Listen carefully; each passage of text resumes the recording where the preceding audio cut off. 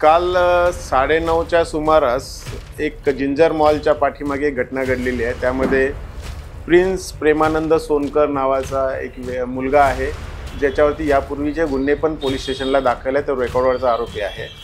त्याला MPDAतून आत्ताच सध्या सुटलेला अभिजित नितनवरे आणि ऋतिक नागदेवते आज त्याच्याबरोबर दोघा लोकांनी जिंजर मॉलच्या पाठी त्याला बोलवलं होतं। हे एकमेकांच्या ओळखीचे आहेत आणि तिथे त्यांच्यात भांडण झाली। त्याच्यामध्ये जो फिर्यादी आहे तो पोलिसांचा मुखबिर आहे असं त्यांना डाऊट आल्याने त्यांच्यात भांडण त्यांनी त्याला मारहाण केली, जीवेठार मारण्याचा प्रयत्न केला। त्याबाबतचा गुन्हा दाखल झालेला आहे।